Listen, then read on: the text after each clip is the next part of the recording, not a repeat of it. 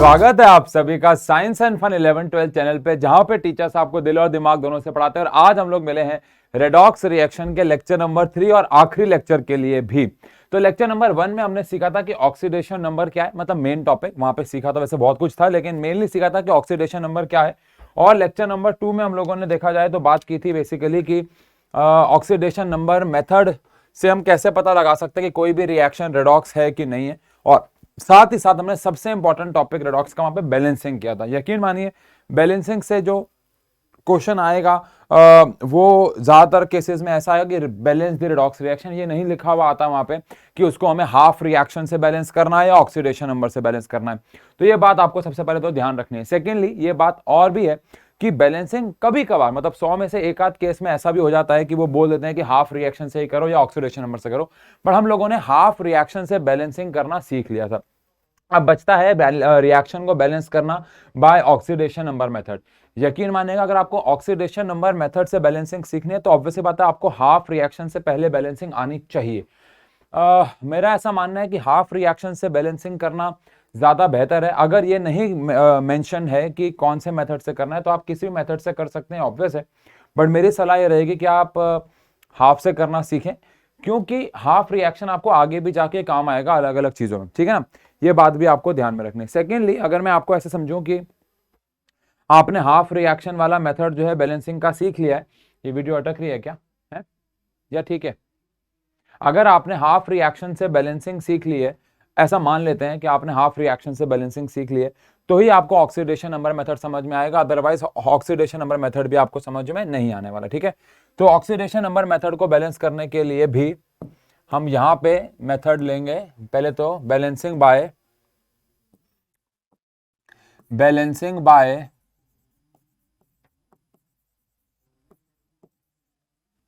Oxidation number method, balancing by oxidation number method, यानी कि reaction को बैलेंस करेंगे हम कौन से मेथड से? ऑक्सीडेशन नंबर मेथड से।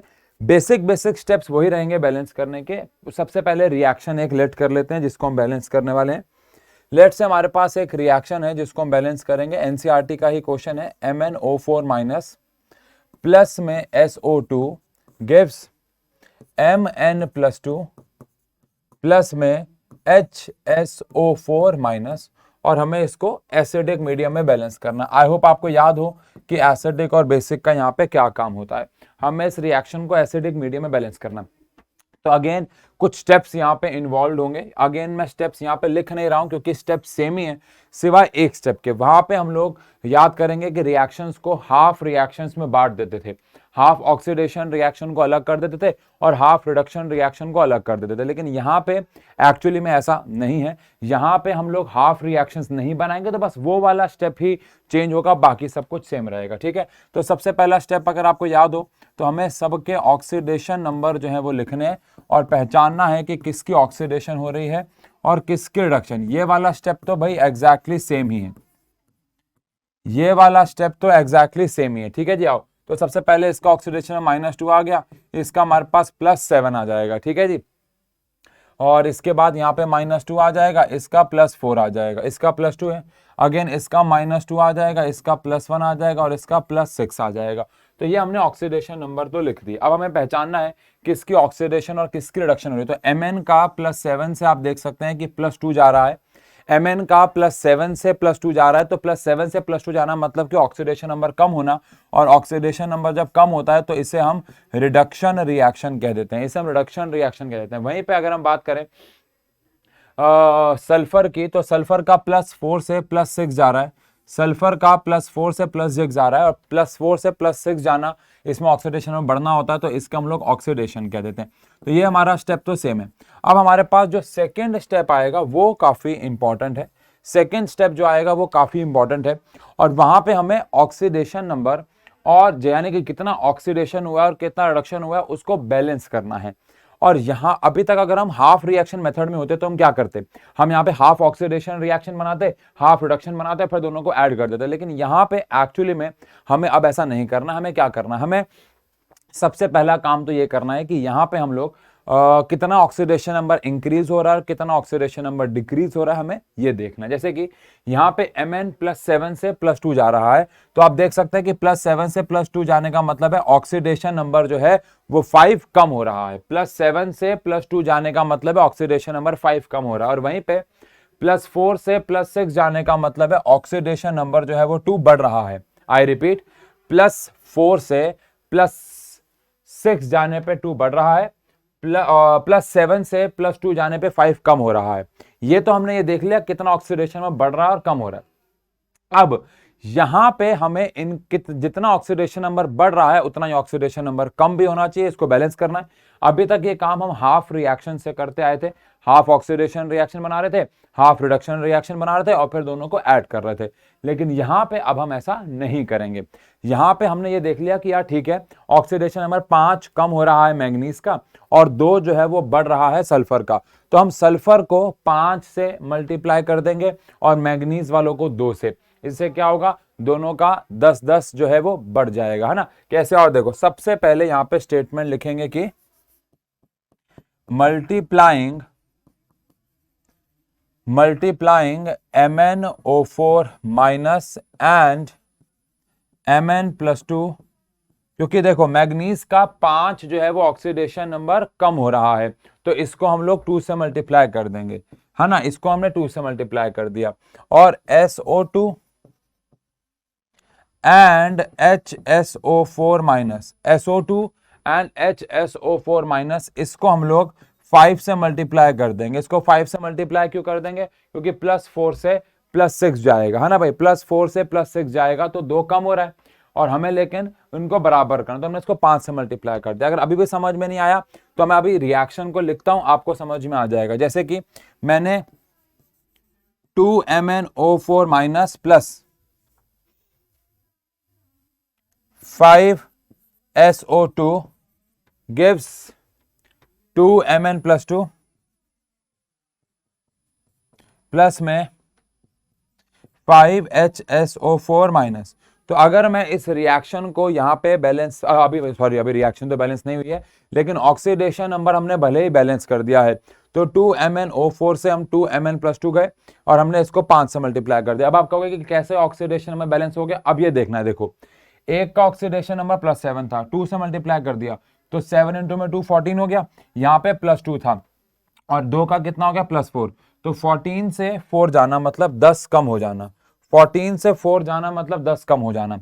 अब वहीं पे सल्फर की बात करते हैं। सल्फर का 4 था तो 5 × 4 20 और यहाँ पे 6 था तो 5 × 6 30, तो 20 से 30 हो गया, मतलब कि 10 बढ़ गया।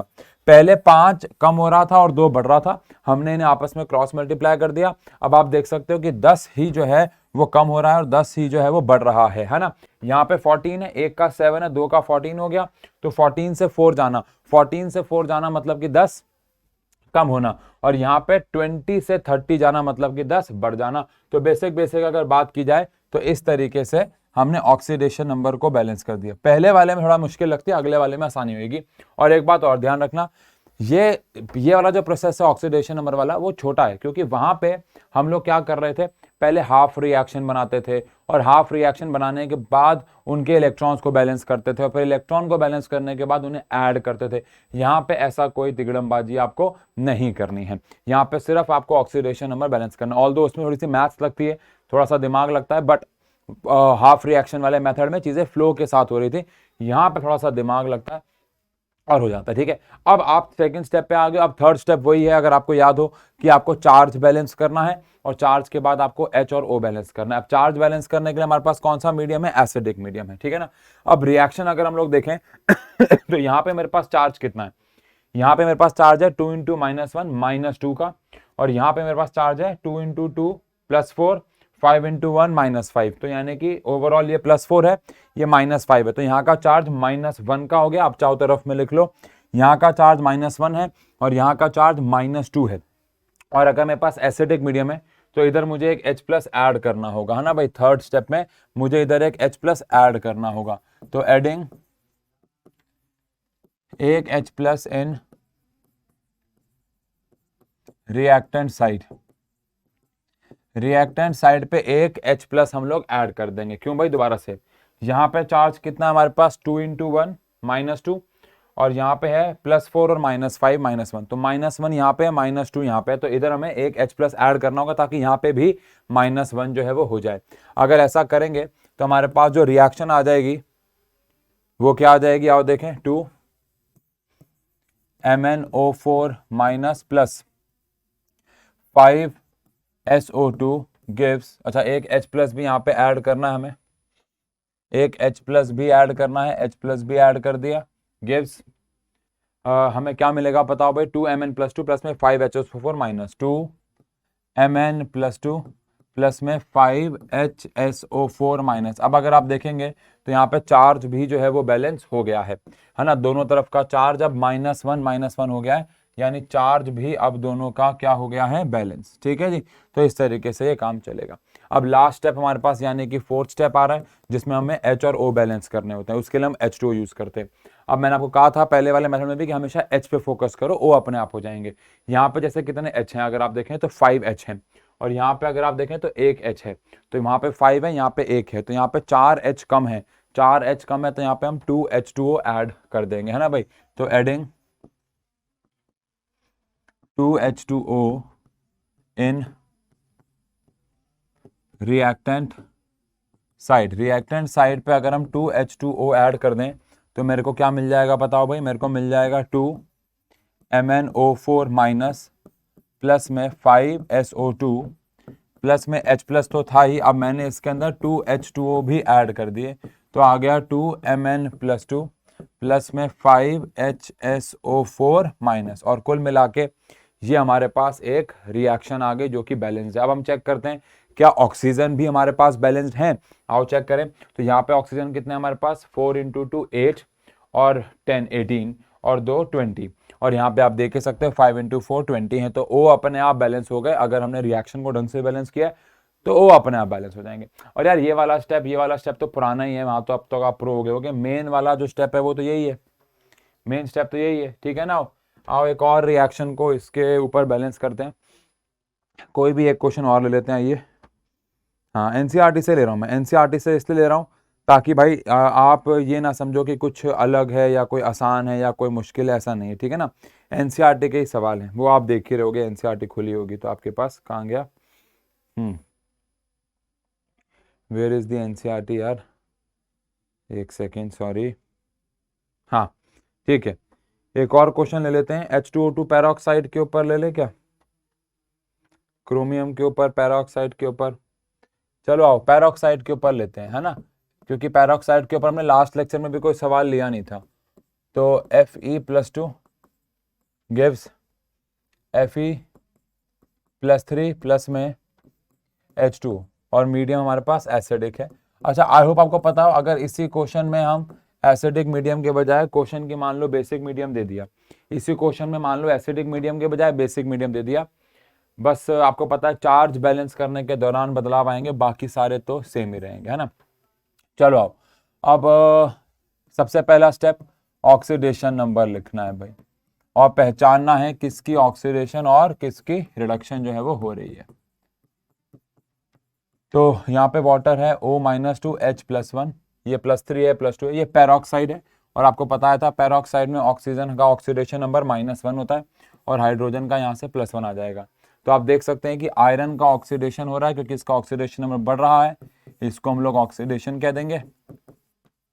और ऑक्सीजन का जो ऑक्सीडेशन नंबर है वो आप देख सकते हैं कि -1 से -2 हो रहा है, यानी कम हो रहा है, और कम होने को हम लोग रिडक्शन कह देंगे। तो ये बेसिकली रेडॉक्स रिएक्शन तो हो गई। अब सेकेंड स्टेप जो कि सबसे क्रूशियल स्टेप है, आपको इनको ऐसे मल्टीप्लाई करना है कि जितना ऑक्सीडेशन नंबर बढ़ रहा है उतना कम भी हो जाए। सबसे पहली बात तो ऑक्सीडेशन नंबर कम किसका हो रहा है, तो आंसर है ऑक्सीजन का, लेकिन ऑक्सीजन बराबर नहीं है। आप देख सकते हैं इस तरफ ऑक्सीजन 2 है और इस तरफ ऑक्सीजन 1 है, तो उसको आपको किसी भी तरीके से 2 से तो मल्टीप्लाई अपने मन में करना ही है ताकि ऑक्सीजन बराबर हो जाए। तो यहाँ पे 2 ऑक्सीजन है, यहाँ पे 1 है, तो आपने उसको मन में 2 से तो मल्टीप्लाई कर ही रखा है। अब देखते हैं कितना ऑक्सीडेशन नंबर कम हो रहा है। 1 का -1 है तो 2 का -2 हो गया, तो यहाँ का -2 है, 1 का -2 है, और आपने 2 लगा रखा है, तो 2 का कितना हो गया, -4। तो -2 से -4 जाने का मतलब है 2 ऑक्सीडेशन नंबर कम होना। -2 से -4 जाने का मतलब है ऑक्सीडेशन नंबर 2 कम होना। लेकिन आयरन आप देख सकते हैं +2 से +3 जा रहा है, यानी कि उसका ऑक्सीडेशन नंबर सिर्फ 1 ही बढ़ रहा है। तो अगर मैं आयरन वाले आयंस को 2 से मल्टीप्लाई कर दूं तो उसका भी ऑक्सीडेशन नंबर 2 बढ़ जाएगा, है ना। अब इसका मतलब क्या हुआ, ध्यान सुनेंगे। मल्टीप्लाइंग, इसको तो मैंने 2 से मल्टीप्लाई मन में करा था, अब इसको भी 2 से और 2 से करना। तो multiplying Fe+2 Fe+3 and H2O bye 2, इन तीनों को आपस में किससे मल्टीप्लाई कर देना आपको, इन तीनों को आपस में मल्टीप्लाई कर देना है 2 से। अगर आप इन तीनों को ही 2 से मल्टीप्लाई कर देते हो तो क्या इक्वेशन बन जाएगी, आओ ये देख ले कि इक्वेशन जो है वो क्या फॉर्म हो जाएगी। तो H2O2 plus 2Fe+2 gives 2Fe+3 plus में 2H2। ये 2H2 हमने मन में ही बैलेंस करे था। अब हम ये देखते हैं जितना ऑक्सीडेशन नंबर बढ़ रहा है क्या उतना ही ऑक्सीडेशन नंबर कम भी हो रहा है या सिर्फ ऐसे ही बातें हैं, ये आओ चेक करें। जैसे O है, अब O का ऑक्सीडेशन नंबर -1 था तो 2 इंटू -1 -2, और यहाँ पे -2 था तो 2 इंटू 2 -4, तो 2 जो है वो बढ़ रहा है, ठीक है ना, 2 ऑक्सीडेशन बढ़ रहा है। अब आयरन का देखें तो 1 का +2 है तो 2 का हो गया +4, 1 का +3 है 2 का हो गया +6, तो +4 से +6 जाने का मतलब है 2 बढ़ रहा है ना। और ऑक्सीजन का 2 कम हो रहा था, सॉरी, तो 2 कम भी हो रहा है और 2 बढ़ भी रहा है, इसका मतलब ऑक्सीडेशन नंबर जो है वो क्या हो गया है, बैलेंस। अब अगर ऑक्सीडेशन नंबर बैलेंस हो गया है तो ऑब्वियस सी बात है हम अपना ये वाला स्टेप पूरा कर चुके हैं। ऑक्सीडेशन नंबर बैलेंस हो गया मतलब ये वाला स्टेप हमारा पूरा हो गया है, ठीक है जी, डन। अब क्या बचता है, अब बचता है चार्ज। अब जल्दी से कमेंट सेक्शन पे रेडॉक्स के जो पिछला लेक्चर हुआ था उसमें मैं नोटिस कर रहा था काफ़ी बच्चों ने काफ़ी अच्छे आंसर्स जो हैं वो दिए थे। और अगर मैं यहाँ पे सर्च करूँ रेडॉक्स रिएक्शन आशु सर, तो ये हमारे पास टॉप पे आ गया है ना भाई। अब इस वाले लेक्चर के अंदर मैं लेक्चर 2 की बात कर रहा हूँ। आप में से बहुत सारे बच्चों ने जैसे कि चोको, यार तुम लोग कैसे नाम रखते हो, आंसर इतने अच्छे नहीं है, नाम देखो, चोको, मैं तो पढ़ भी नहीं पा रहा, सुजल, मुनमुन सिंह, नियॉन ब्लेड, इन्होंने आंसर दिए। मैं और कुछ कमेंट नहीं पढ़ रहा जी, जो आंसर हैं। हिमांशु कुमार यादव जी ने आंसर दिया है, बहुत प्यारा। और वहीं पे गुरवंश सिंह जी ने दिया है, रियो गेमिंग ने दिया है, रोहान सिंह मसान जी ने दिया है। ये आंसर हैं, बाकी सारे कमेंट तो बहुत हैं ही कि लेक्चर 3 करवा दो ये भी कमेंट है, लेक्चर 3 कब आएगा, 2 दिन पहले आया, आ जाएगा, आ ही गया मतलब। अभिमन्यु है, उबाद उभयुध्या उबद्यो से, यार एक कितना प्यारे प्यारे आशु, कितने खत्म, ठीक है ना, यूजर के 5GG, इन सब ने आंसर दे। ऐसे बहुत सारे और कमेंट हैं, ऐसे बहुत सारे और कमेंट हैं।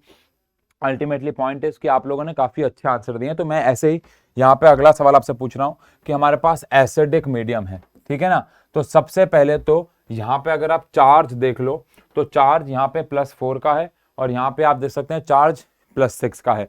तो जल्दी से आपको कमेंट सेक्शन पे, टाइम स्टैम्प हो रहा है 18 मिनट 30 सेकंड के आसपास है, जो भी है, आपको टाइम स्टैम्प पे जल्दी से आंसर देना है और बताना है कहां पे और कितने H+ ऐड करें। सबसे पहले आपको बताना है कहां पे, रिएक्टेंट साइड पे या प्रोडक्ट साइड पे, और कितने H+ हमें ऐड करना है। जल्दी से इसका आंसर आप लोग नीचे कमेंट सेक्शन में लिख देंगे खटाक से, कहां पे और कितने H+ हमें ऐड करने होंगे, कहां पे और कितने H+ हमें ऐड करने होंगे। आई होप आप लोगों ने आंसर दे दिया, बिकॉज ये इतना लंबा चौड़ा खेल भी नहीं है। चार्ज तो निकालने में मैंने आपकी हेल्प कर दी, हाँ ठीक है आप भी कर लेते हो, ऑब्वियस सी बात है।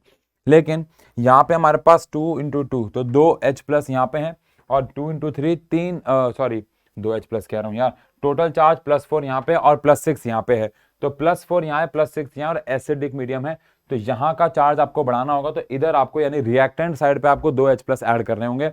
तो आई होप आप लोगों ने लिखा हो कि रिएक्टेंट साइड पे 2 H+। अगर हाँ यही रिएक्शन बेसिक मीडियम में होती, मान लो इसी क्वेश्चन को आपको बेसिक मीडियम में करना होता, तो इधर हम लोग जाके ऐड करते 2 OH-, ताकि उसके पॉजिटिव चार्ज को थोड़ा सा कम कर देते हैं ना। तो यहाँ पे अगर मैं बोलूं तो मेरे पास जो थर्ड है वो है एडिंग 2 H+ इन रिएक्टेंट साइड।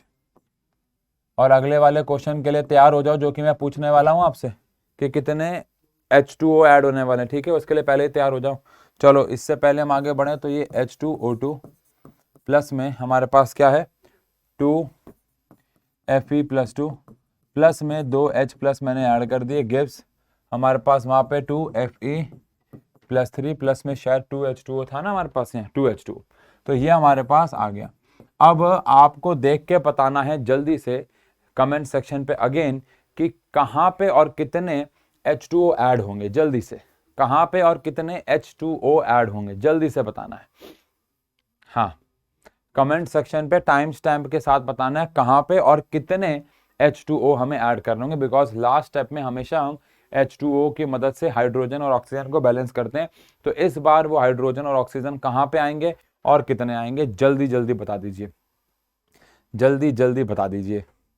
बहुत बढ़िया, अगर आपने ढूंढ के ये आंसर दिया है कि कहीं पे भी नहीं, बिकॉज पहले से ही H और O बैलेंस्ड हैं और कोई H2O में ऐड नहीं करने पड़ेंगे, तो बिल्कुल सही कहा। इस रिएक्शन में फर्दर कोई H2O ऐड नहीं करना होगा, यानी ये रिएक्शन 3 स्टेप में बैलेंस हो गई। देखो, क्योंकि आपको इस रिएक्शन में चार्ज तो बैलेंस करना है, ऑक्सीडेशन नंबर तो करना है, लेकिन H और O बैलेंस करने की जरूरत ही नहीं है, बिकॉज पहले से ही वो बैलेंस्ड हैं और this reaction is balanced now. समझ गए? तो अगर आपने ऐसा लिखा तो बिल्कुल सही लिखा कि कहीं पे भी H2O ऐड करने की जरूरत नहीं है, because they are already balanced. बात समझ आ गई? तो इस प्रकार से बेसिकली ये क्वेश्चन जो है रहेंगे।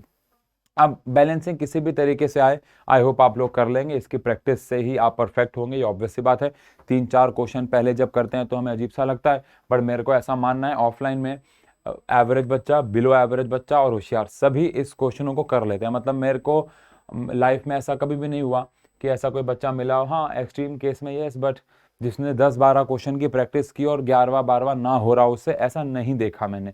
सभी बैलेंसिंग कर लेते हैं इसकी, इसमें कोई ऐसे कोई डिफिकल्टी नहीं आती है। अगर आपने, हाँ अगर आप 2-4 क्वेश्चन करके जज कर रहे हो तो वो प्रॉब्लम आएगी, लेकिन कम से कम 10-12 क्वेश्चन करके आप अपने आप को जज करो, आप खुद ही समझ जाओगे यार ये बहुत डिफिकल्ट टॉपिक है नहीं, और ये स्कोरिंग भी है, 3 नंबर का आना ही आना है, बैलेंसिंग कोई नहीं रोक सकता। डन। अब सच्चाई तो ये है कि रिडॉक्स चैप्टर में आता तो एग्जाम में यहीं से ही है, इसके पीछे का एक बहुत वैलिड रीजन है। इस चैप्टर में एक टॉपिक है, मैं आपको करवा रहा हूँ भी वैसे, डिस्प्रपोर्शनेशन रिएक्शन, वो तो मैं करवा ही रहा हूँ, और साथ ही साथ एक और छोटा टॉपिक है, वो है इलेक्ट्रोलिटिक सेल, यानी इलेक्ट्रोलिसिस में इलेक्ट्रोलिटिक सेल और इलेक्ट्रोकेमिकल सेल के बारे में थोड़ी थोड़ी पढ़ाई है। पहली बात तो वो इस साल हमारे जो सिलेबस है उसमें से उसके आने के चांसेस इसलिए कम भी हैं, 2 रीजन है।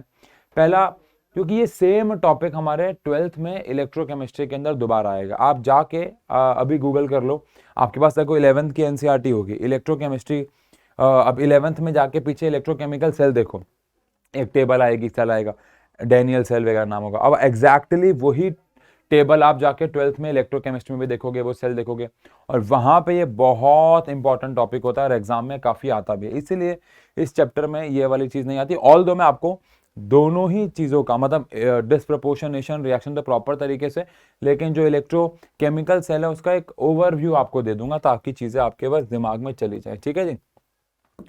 तो अब हम रेडॉक्स रिएक्शन तो पढ़ चुके हैं क्या होता है, लेकिन डिस्प्रपोर्शनेशन, भाई साहब यही स्पेलिंग है ना, पोर्शनेशन, हाँ डिस्प्रपोर्शनेशन रिएक्शन, स्पेलिंग वेलिंग देख लेना यार, थोड़ा सा हो सकता है ऊपर नीचे हो जाए क्योंकि नाम ही ऐसा अजीब सा है। लेकिन डिस्प्रपोर्शनेशन रिएक्शन क्या होती है? अच्छा, रेडॉक्स रिएक्शन क्या होती है? ऐसी रिएक्शन जिसमें एक ही रिएक्शन के अंदर रिडक्शन भी हो रही है और ऑक्सीडेशन भी हो रही है, लेकिन डिस्प्रपोर्शनेशन थोड़ा सा अलग है। ये पहली बात रेडॉक्स ही है, a type of redox reaction in which same element is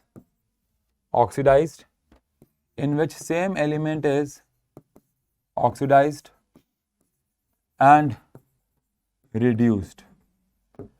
यानी कि अभी तक क्या हो रहा था, एक ही रिएक्शन में ऑक्सीडेशन भी हो रहा है, रिडक्शन भी हो रही है, लेकिन अगर एक ही रिएक्शन के अंदर एक ही एलिमेंट की ऑक्सीडेशन रिडक्शन हो रही है, एक ही एलिमेंट की, उसे हम डिस्प्रपोर्शनेशन कहेंगे। अब आप कहोगे नहीं समझ में आया, अरे यार एग्जाम्पल तो देने दो। चलो आओ, जैसे कि मान लो H2O2 है, अब ये टूटा और इसने बनाया मान लो H2O प्लस में O2, अरे मतलब बैलेंसिंग तो आप कर ही लोगे, है ना।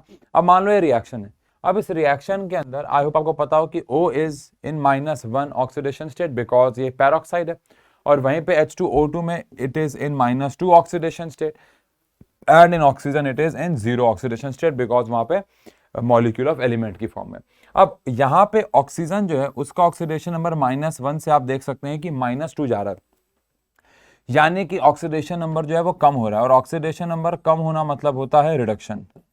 और वहीं पे यहाँ पे अगर हम लोग देखें तो ऑक्सीजन का ऑक्सीडेशन नंबर जो है वो बढ़ रहा है, -1 से 0 जाना मतलब बढ़ना होता है, तो इसे हम बोलेंगे ऑक्सीडेशन। तो अगर आप ध्यान दें तो एक ही सब्सटेंस की ऑक्सीडेशन भी हो रही है, और एक ही यानी ऑक्सीजन की ही ऑक्सीडेशन भी हो रही है, और ऑक्सीजन की ही रिडक्शन भी हो रही है। तो ऐसे रिएक्शंस को हम लोग डिस्प्रपोर्शनेशन रिएक्शन जो है वो कहते हैं। ऐसे रिएक्शन क्या कहलाए जाते हैं? डिस्प्रपोर्शनेशन रिएक्शन, बिकॉज एक ही एलिमेंट की ऑक्सीडेशन और एक ही एलिमेंट की रिडक्शन भी हो रही है। बहुत सारे एग्जाम्पल है, ऐसी बात नहीं है। जैसे कि मान लो P4 है, P4 को आपने पानी में डाला, इसने PH3 बनाया और साथ में HPO2 माइनस बनाया, ठीक है ना। इसको हमने पानी में डाला। अब अगर आप यहाँ पे रिएक्शन देखेंगे, इस रिएक्शन को देखेंगे तो यहाँ पे P का ऑक्सीडेशन नंबर 0 है। अब PH3 के केस में जो H होता है, जैसे कि NH3 के केस में N नेगेटिव था, ऐसे PH3 में P भी नेगेटिव होता है, और P यहाँ पे -3 स्टेट में आ जाता है, और HPO2 माइनस में अगर हम इसका ऑक्सीडेशन निकालें तो HPO2 -2 आ जाएगा, उस हिसाब से O का आ जाएगा -4, और -4 में 2 का तो +2 आ जाएगा, ठीक है ना, +2 आ जाएगा।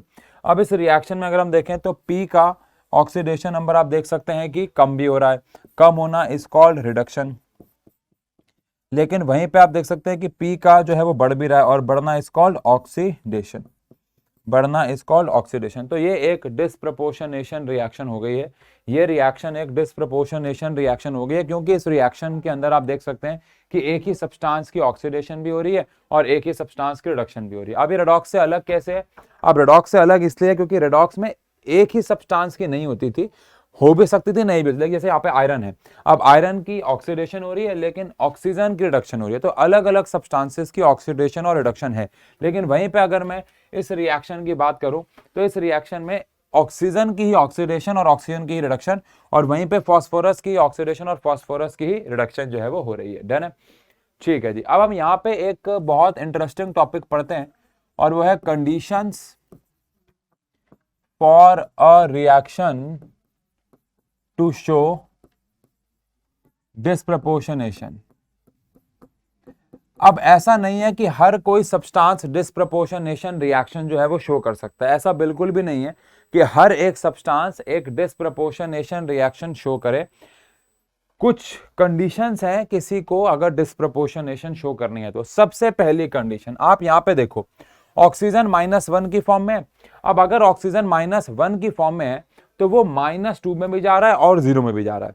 अब अगर वो -2 में भी जा रहा है और 0 में भी जा रहा है तो उसको एक ऐसी ऑक्सीडेशन स्टेट पे होना बहुत जरूरी होगा, जहां पे उसको एक ऐसी ऑक्सीडेशन स्टेट पे होना बहुत जरूरी होगा जहां पे उसकी ऑक्सीडेशन स्टेट बढ़ भी सके और कम भी हो सके।